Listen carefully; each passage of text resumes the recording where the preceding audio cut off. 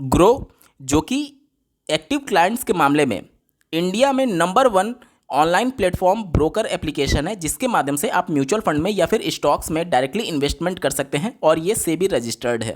इनके द्वारा 19 जून 2024 को सेबी के एक गाइडलाइन के बारे में जिक्र करते हुए एक ब्लॉग लिखा गया है। साथ ही साथ अगर आप इनके ऑफिशियल यूट्यूब चैनल पर जाएंगे तो वहाँ पर भी इससे रिलेटेड आपको एक वीडियो पोस्ट देखने को मिलेगा, जिसके बारे में आपको जानना बेहद ज़रूरी है अगर आप म्यूचुअल फंड में इन्वेस्टमेंट किए हैं या फिर करने की सोच रहे हैं। यहाँ पर आप देख सकते हैं आपके बैंक अकाउंट डिटेल को अपडेट करने के लिए यहाँ पर इंपॉर्टेंट ब्लॉग के बारे में यहाँ पर जानकारी दी गई है, जिसे इस वीडियो में कवर करेंगे ही करेंगे। साथ ही साथ कैसे आप अपने म्यूचुअल फंड्स में बैंक डिटेल को चेंज कर सकते हैं, क्योंकि अगर आपकी पुरानी बैंक डिटेल है और ग्रो एप्लीकेशन के माध्यम से अगर आप अपना बैंक चेंज करते हैं तो वो आपका रिडिम्शन अमाउंट रिसीव करने के लिए बैंक चेंज नहीं होता है। वहाँ पर सिर्फ और सिर्फ आप अपना एसआईपी का अमाउंट जिस बैंक अकाउंट से डिडक्ट कराना चाहते हैं वो सिर्फ चेंज होता है।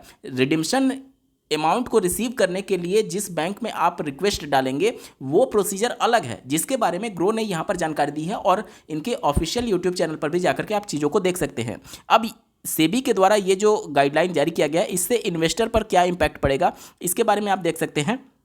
देखिए, सबसे पहले ये जान लेते हैं। देखिए, in order to safeguard investors interest ensure adherence to industry best practice, SEBI has directed asset management company, यानी जितनी भी एएमसी हैं उनको डायरेक्ट सेबी के द्वारा किया गया है कि transfer non demat mutual funds redemption amount SWP only to the bank account link to the investors folio. यानी जब भी आप अपना इन्वेस्टमेंट स्टार्ट करते हैं तो जो पहले बैंक से आपका ट्रांजैक्शन होगा वही बैंक आपका फोलियो से लिंक हो जाता है और उसी बैंक में सेबी कह रही है कि जितनी भी एएमसी होंगी वो पैसे ट्रांसफ़र करेंगी। बाद में आप जो भी बैंक जोड़ते जाते हैं उसे कोई मतलब नहीं, जो पहला बैंक था वो आपका उसी बैंक में आपका रिडिम्पशन ऑर्डर सर्व किया जाएगा। और मान लीजिए वो बैंक अगर आपने बंद कर दिया है या फिर अकाउंट क्लोज कर दिया है, आप बहुत दिनों से दूसरे बैंक को यूज कर रहे हैं, तो आपको पुराना वाला बैंक अभी भी लिंक होगा, तो उसे बदलने के लिए यहाँ पर सेबी ने गाइडलाइन जारी किया है। यहाँ पर देख सकते हैं इन्वेस्टर पर क्या इंपैक्ट पड़ेगा।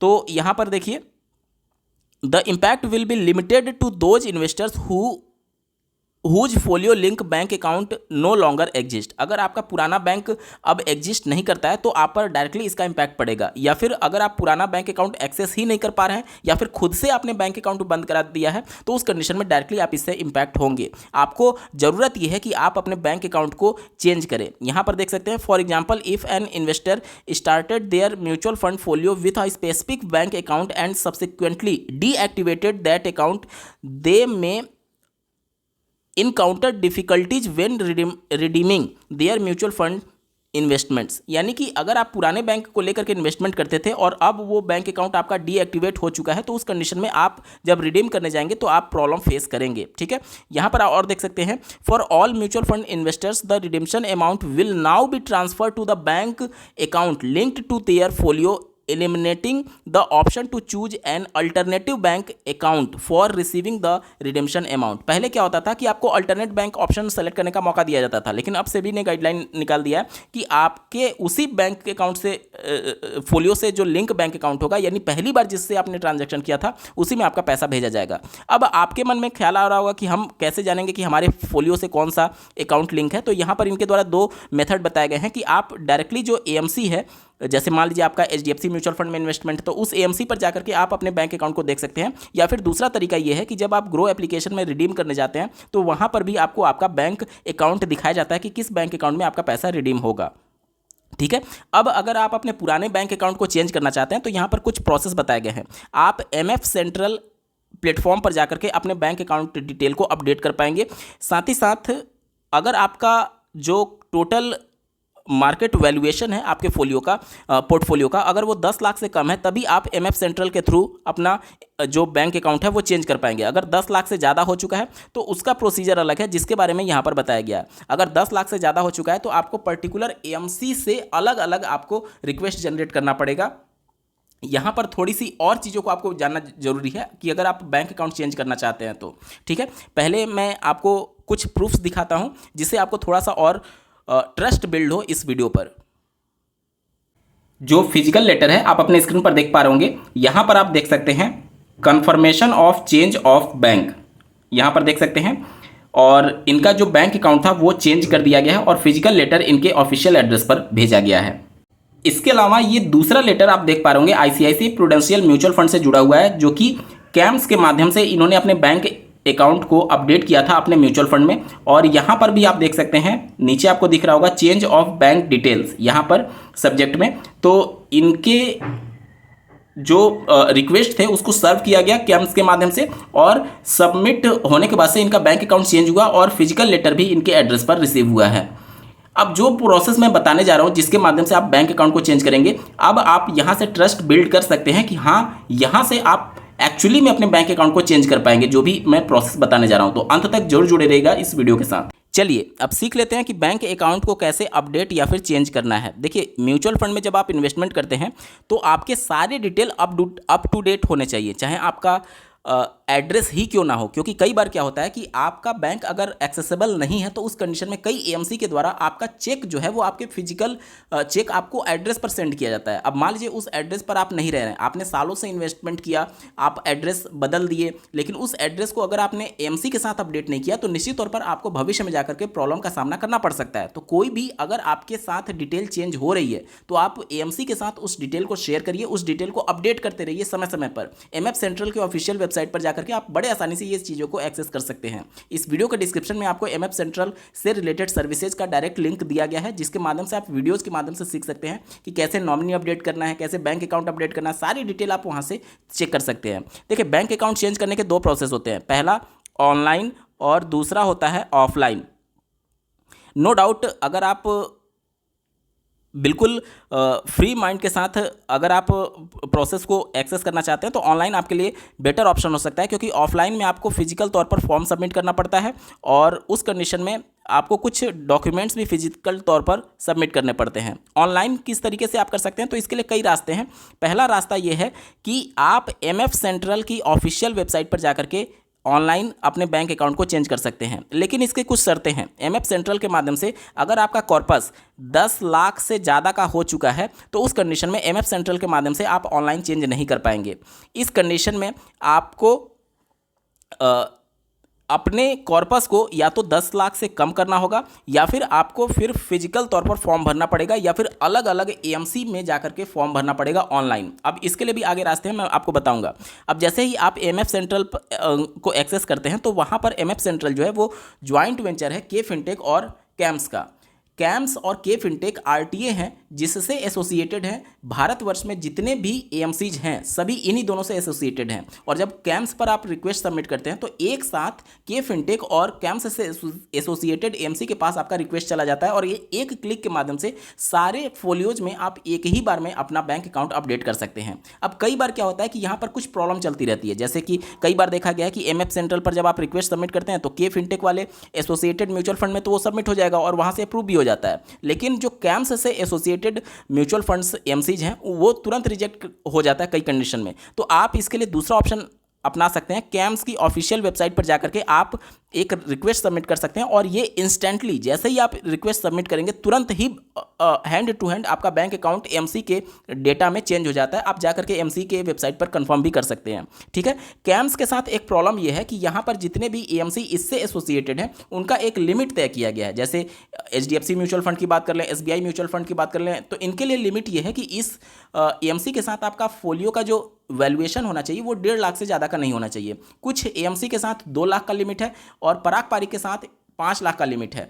और ऐसे ही कुछ एएमसी का लिमिट बनाया गया जो कि आप इनकी ऑफिशियल वेबसाइट पर जाएंगे तो आपको वहाँ पर शो हो जाएगा। तो अगर यहाँ पर इस लिमिट से कम अगर आपका है तो कैम्स के माध्यम से आप इसको बड़े आसानी से ऑनलाइन क्लिक करके बैंक अकाउंट को चेंज कर सकते हैं। लेकिन इससे ज़्यादा है तो आप कैम्स का भी यूज करके बैंक अकाउंट को चेंज नहीं कर पाएंगे। उस कंडीशन में क्या होगा, उस कंडीशन में आपके पास एक ही विकल्प बचता है कि आप एएमसी के ऑफिशियल वेबसाइट पर जाइए और एएमसी के ऑफिशियल वेबसाइट पर जाकर के आप अलग अलग फोलियो के लिए रिक्वेस्ट सबमिट कर सकते हैं। अब कई एएमसी के द्वारा ऑनलाइन में भी रिस्ट्रिक्शन लगाई गई है कि हम ऑनलाइन इतने से ज़्यादा जो जिनका कॉर्पस हो चुका है उनको हम रिक्वेस्ट एक्सेप्ट नहीं करेंगे। तो वहाँ पर अलग अलग एएमसी का अलग अलग रूल है, तो सबको एक साथ कवर कर पाना नामुमकिन है। आपको अलग अलग वेबसाइट पर ही जाकर के चेकआउट करना पड़ेगा उस एएमसी के, ठीक है। तो एएमसी के माध्यम से भी आप ऑनलाइन अपना रिक्वेस्ट सबमिट कर सकते हैं। अब मान लीजिए कि जिसका 10 लाख से बहुत बड़ा कॉर्पस हो गया है, तो जाहिर सी बात है वो पूरा पैसा रिडीम तो करेगा नहीं बैंक अकाउंट निकालने के लिए। तो उस कंडीशन में आपके पास एक विकल्प होता है कि आप ऑनलाइन एएमसी के माध्यम से अपना बैंक अकाउंट चेंज कर सकते हैं। और अगर एएमसी भी आपको ऑनलाइन फॉर्म एक्सेप्ट नहीं कर रही है बहुत बड़ा कॉर्पस होने की कंडीशन में, तो उस कंडीशन में आप एक फिजिकल फॉर्म पीडीएफ के तौर पर इनकी ऑफिशियल वेबसाइट पर अवेलेबल रहता है बैंक अकाउंट चेंज करने का, उसको डाउनलोड करेंगे, उसको फिल करेंगे और उसके बाद से जो रजिस्टर्ड एड्रेस होगा सब कुछ आपको इनकी ऑफिशियल वेबसाइट से पता चल जाएगा। उस एड्रेस पर आपको आपके पुराने बैंक का डिटेल और नए बैंक का डिटेल, मतलब कि डॉक्यूमेंट्स, कहने का मतलब कि आप पुराने बैंक का स्टेटमेंट दे सकते हैं, नए बैंक का स्टेटमेंट दे सकते हैं या फिर कैंसिल चेक दे सकते हैं। उसके माध्यम से आप अपना बैंक अकाउंट अपडेट कर सकते हैं। ये तो प्रक्रिया हो गई ऑनलाइन। अब ऑफलाइन की बात करते हैं। देखिए जैसे भी आप अगर कैम्स हो गया या फिर के फिनटेक हो गया, इनका अलग अलग शहरों में ब्रांच होता है। यहाँ पर जाकर के आप उनसे फॉर्म रिक्वेस्ट कर सकते हैं, वो आपको एक फिजिकल फॉर्म देंगे, उसके साथ आपको डॉक्यूमेंट्स लगा करके फॉर्म फिल करके सबमिट करना होता है। ये ऑफलाइन प्रक्रिया है। अब इसके माध्यम से आप के फिनटेक और कैम्स के से एसोसिएटेड जितने भी एएमसीज हैं उनसे बैंक अपना चेंज करा सकते हैं। और अगर वो लिमिट आपकी क्रॉस हो चुकी है, अगर कैम्स और के फिनटेक भी एक्सेप्ट नहीं कर रहे हैं, तो उस कंडीशन में आपको डायरेक्टली उस एएमसी के ब्रांच में जाना पड़ेगा। जैसे एचडीएफसी म्यूचुअल फंड की जब बात की जाती है, तो एचडीएफसी बैंक के किसी भी ब्रांच में आप चले जाएंगे तो वहाँ पर म्यूचुअल फंड से रिलेटेड एक पर्सन होता है जो कि आपको हेल्प कर सकता है। या फिर अगर आप बात करें आईसीआईसीआई प्रूडेंशियल म्यूचुअल फंड की, तो आईसीआईसीआई ब्रांच में कहीं पर भी जाएंगे तो वहाँ पर आपको हेल्प मिल जाएगी, कोई ना कोई आईसीआईसीआई प्रूडेंशियल म्यूचुअल फंड से रिलेटेड पर्सन होता है।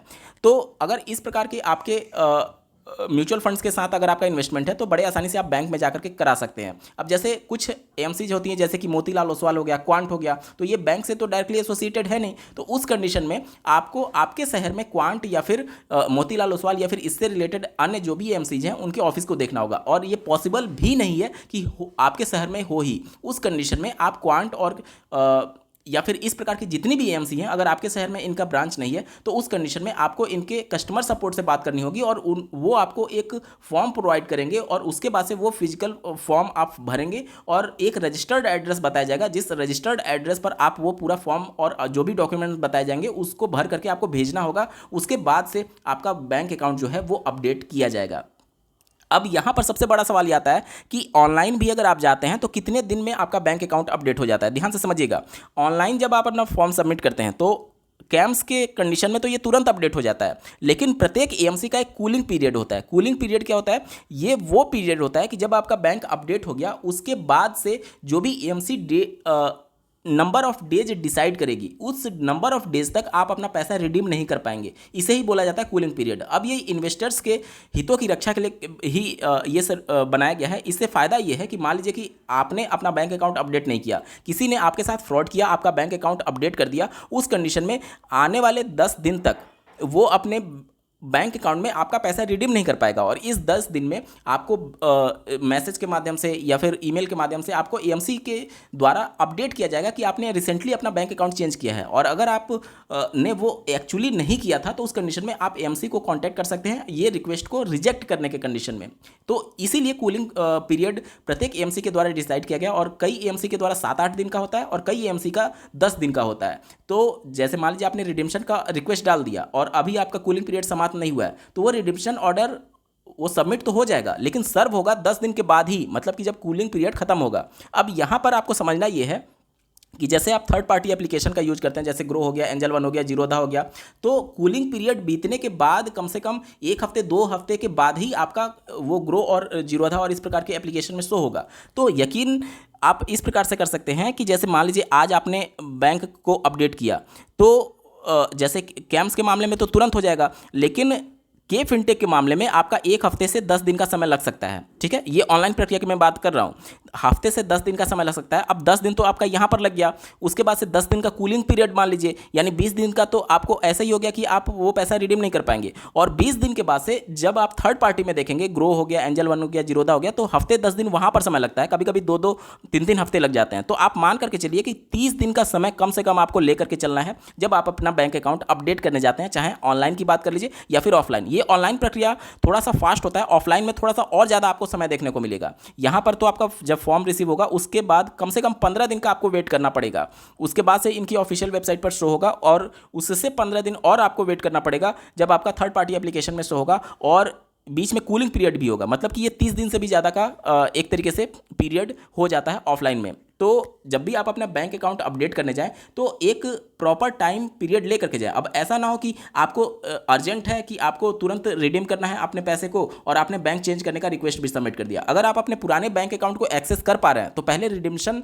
अगर आपको अर्जेंट है तो रिडीम्शन का ऑर्डर सबमिट कर दीजिए। जब वो पैसा आपके पुराने बैंक अकाउंट में आ जाएगा उसके बाद आप रिक्वेस्ट सबमिट करिएगा बैंक ऑनलाइन या फिर ऑफलाइन किसी भी माध्यम से चेंज करने के लिए, क्योंकि इसमें कम से कम आपको 1 महीने का वेट करना ही पड़ेगा किसी भी हाल में। ठीक है, तो ये पूरा प्रक्रिया होता है और निश्चित तौर पर आप सभी को इसके लिए आगे प्रोसीड होना चाहिए अगर आपका बैंक अकाउंट एक्सेसिबल नहीं है पुराना वाला, या फिर नए बैंक अकाउंट को आप अपडेट करना चाहते हैं। ठीक है, सारे प्रोसेस को मैंने बताया, और आप किस तरीके से घर बैठे ऑनलाइन करेंगे इसके रिगार्डिंग एक डेडिकेटेड प्लेलिस्ट है जिसमें सारे स्टेप्स मैंने बता रखे हैं। किस तरीके से आप एमएफ सेंट्रल का यूज करेंगे, किस प्रकार से कैम्स का यूज करेंगे, किस प्रकार से एएमसी से आप चेंज करेंगे, सारे प्रोसेस को ऑनलाइन मैंने करके दिखाया हुआ है, प्रैक्टिकली करके दिखाया हुआ है। और वही लेटर मैंने अभी आपको दिखाया जो कि रिडेम्पशन ऑर्डर सर्व होने के बाद से, मतलब कि बैंक अकाउंट चेंज रिक्वेस्ट सर्व होने के बाद से वो लेटर फिजिकल तौर पर रिटेल इन्वेस्टर के घर पर रिसीव हुआ था।